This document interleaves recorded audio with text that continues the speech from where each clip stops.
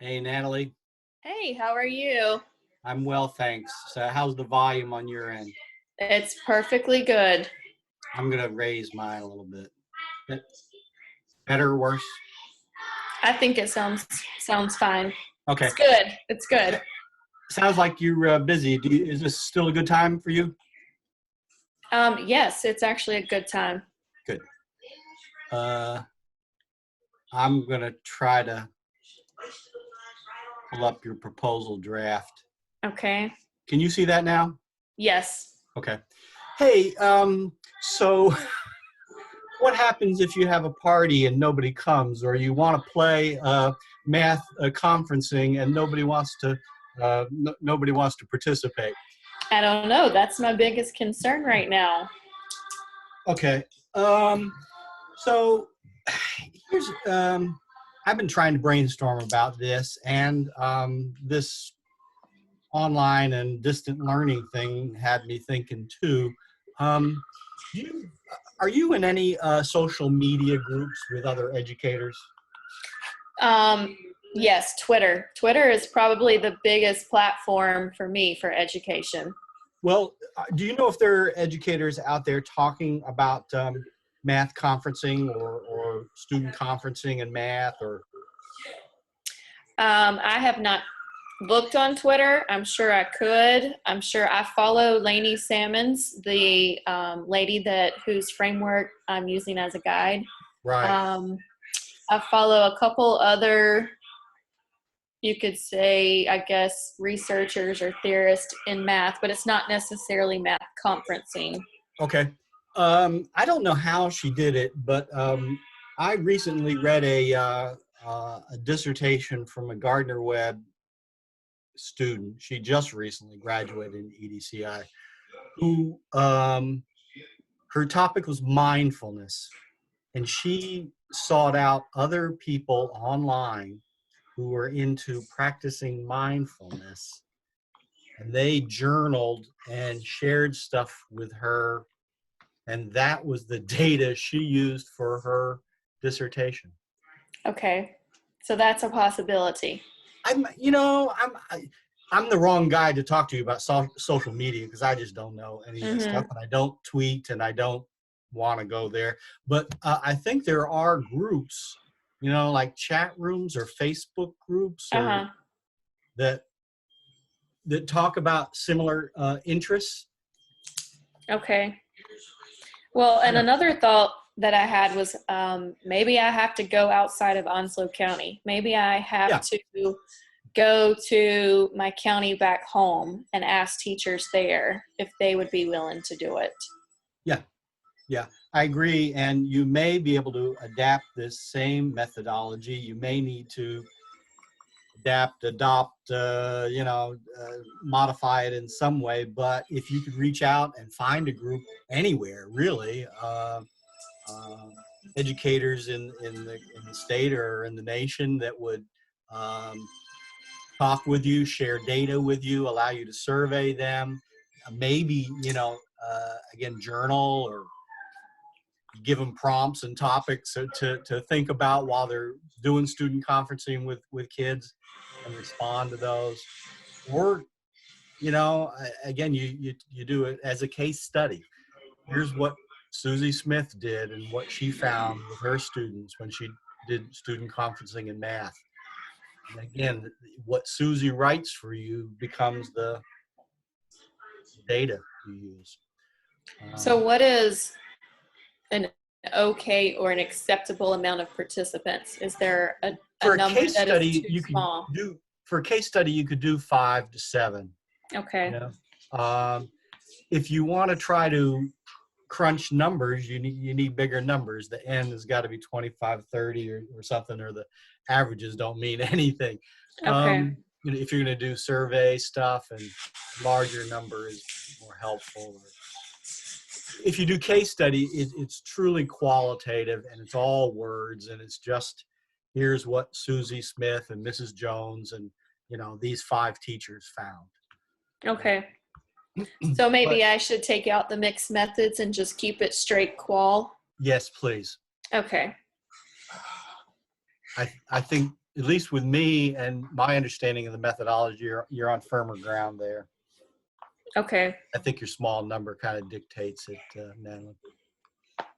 Hey, let me back up. How the heck are you?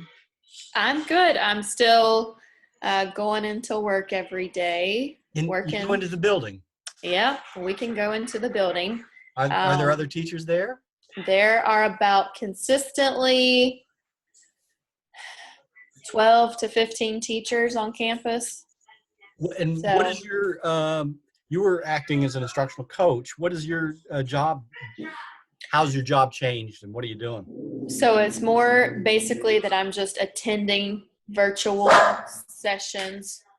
I'm just, monitoring. Stop. What's the expectation for teachers? What kind of lessons are they pushing out?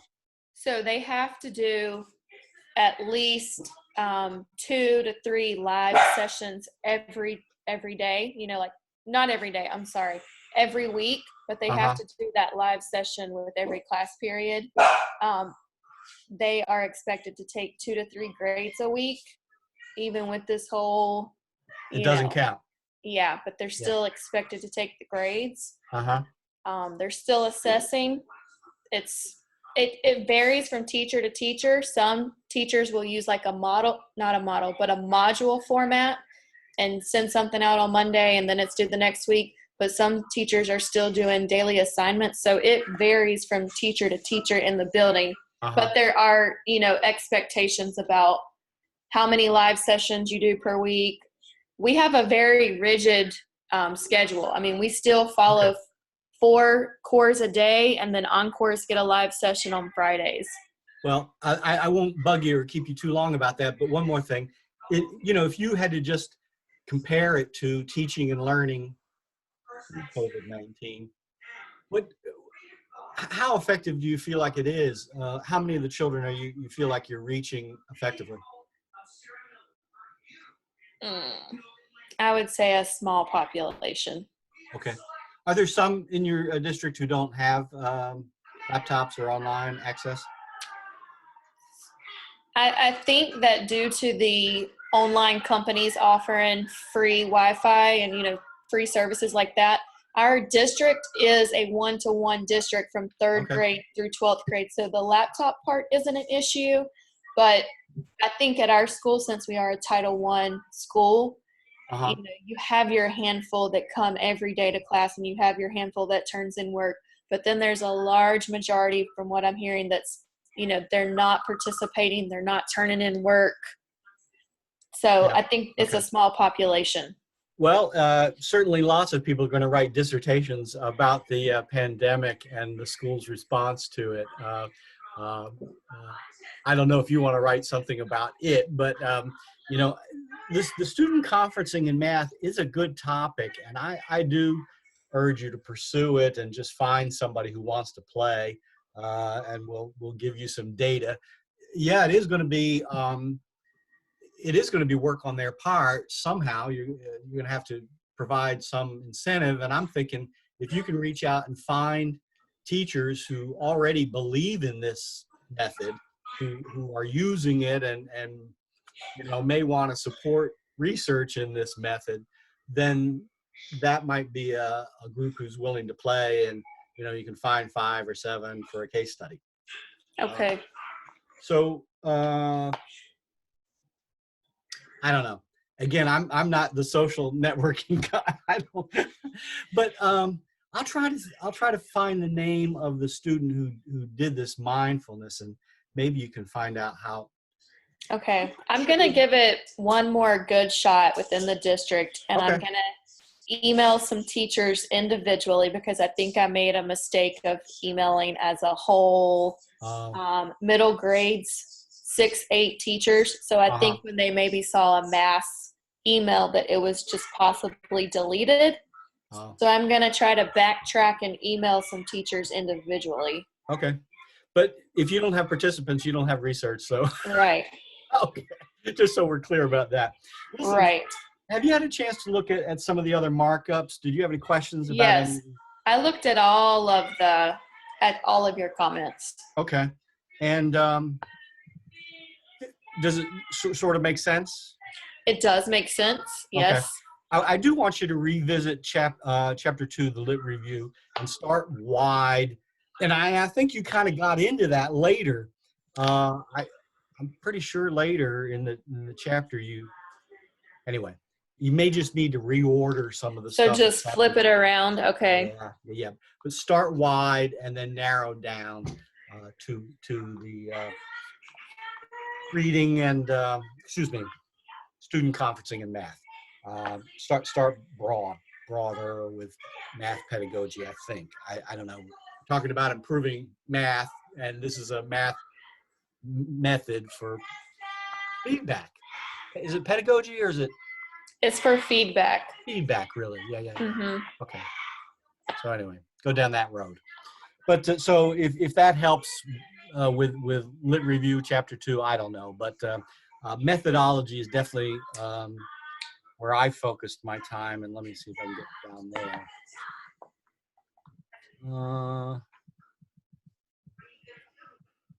I'm glad you had time to work on this and that you have been playing. Mm-hmm. And I hope you can find some folks who want to play along. Okay. Yeah. Revisit Cresswell and read everything you can on case studies and qualitative methods and case studies and observations. You know, if you don't find folks close by, maybe video, if they were able to video themselves conferencing with folks and would share that with you, that might work. The conference logs. Yeah, I was curious about how you quantify the conference log. And again, with a small number, let's just call it qualitative. Okay. But this is good progress, Natalie. And you have a problem, you have some lit review, you have a methodology suggested. I think you're going to have to tweak your methodology when you find your participants and find out what they're willing to do for you. Okay. But doing a qualitative case study kind of approach and looking in depth at a handful of individuals and their practice of student conferencing in math, you got a good topic. Okay. And a method, a way to do it, I think. Do you think that if I get participants, this is proposal possible in the summer? Yeah. Okay. Yeah, and then maybe be able to start some research in the fall. That would be cool. Okay. There is one question I have about a comment where you said this is not dissertation writing or something. I didn't know if you were cutting and pasting something in there, and at the very least you need to take that information out and put it into a table and present it as the cited reference. Okay, so should I use figures? Should I take out all the figures or convert them to tables? All right, there's a figure that I can live with. Okay. There was one that just looked like a screenshot, and that's That's kind of cheesy for. Okay. No, that's what I want to know. Like I want to know. Yeah. If that's important, if that's important enough to include here, then put it in as not a picture. Okay, not a picture. So does that mean retyping it? I don't know. Can you insert it as a document rather than I don't know. I could maybe find it online. See what you can do to just clean that's cleanup stuff and okay. And then there was one more question. Okay, where? If you scroll down to that one right there, it should go, yes, where you say, while this is interesting, I don't think it fits here. Perhaps move to chapter 1. I wasn't quite sure how that would be the rationale.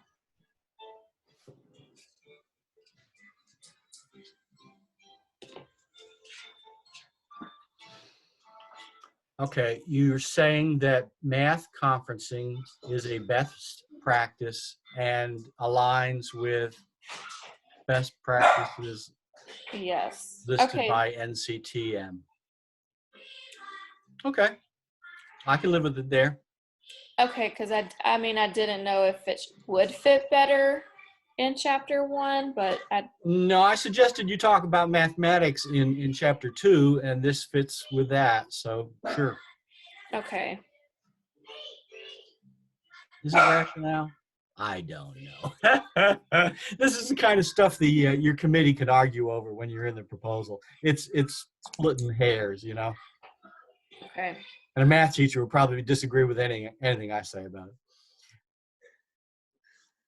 it. All right. Again, you should hear that this is good work, Natalie, and that this is a good draft proposal. It just kind of takes a while to start thinking about the whole research as a piece, and then fleshing out those different pieces of the pie. Um, I'm mixing my metaphors. You're getting there. Okay. And I think you would have gotten there if you had participants. Now we got to find some people who want to play, and then rewrite it so that the method is exactly what you're going to do with them. Okay. And when you know whether they're local or whether they're online only, then I think you'll be able to say what you'll be able to do with them. All right. And that leads to another question. Do I actually write the name of the peer evaluator, or do I just say this is an experienced colleague, or how do I write that? Do I state the name? Do I tell their APA experience? has new rules about confidentiality, and first of all, you can write in first person, which I would do that if I were you. I would probably use either a pseudonym or Susie S. Bob B. Okay, kind of like we did in our other writings. Okay. Yeah. You want to protect somebody's confidentiality, and the description of the peer reviewer is even more important. Susie S., veteran educator, 20 years experience, blah blah blah. Why that person is? Oh my gosh. Why it's valid for that person to review. Does it matter who the person? I mean, I know they should have some sort of math experience, but what if it was somebody like Jody? We're going to take your word for the expertise. Okay. Again, your committee might ask you, but nobody else is. Okay. All right. Jody's a valid peer in my mind. Okay. I think I'm going to ask her to be the peer reviewer. Sure. How is she doing? She's doing good. She's still working at school as well, every so often. I think she was working on her methodology today, so she is planning on sending in a rough draft as well soon. It's end of the semester, and I'm buried under stuff, but I'll read it as soon as I can. All right. Yeah, she was excited to hear the feedback from this tonight so that she can, have something set up along the way. Uh-huh.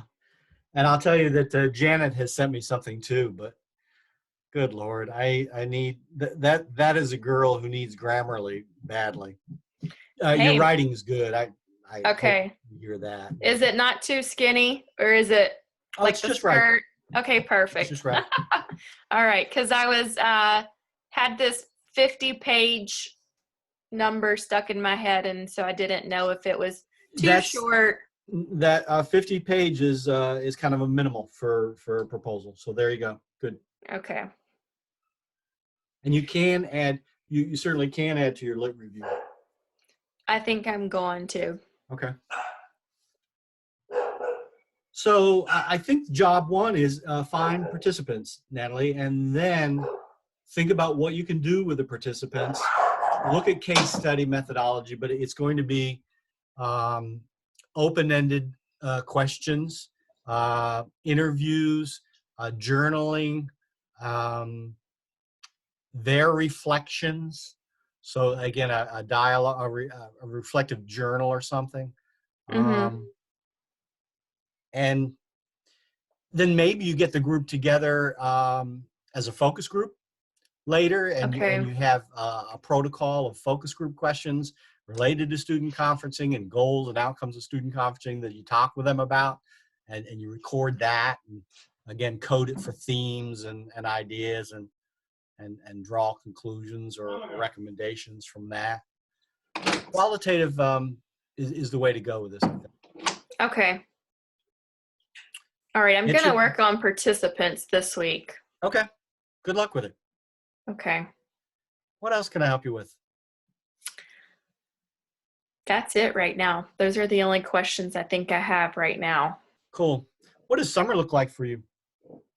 Well, we had plans to go back to the Avid Summer Institutes, but those have not been canceled, so I do not know if those are still in place or not.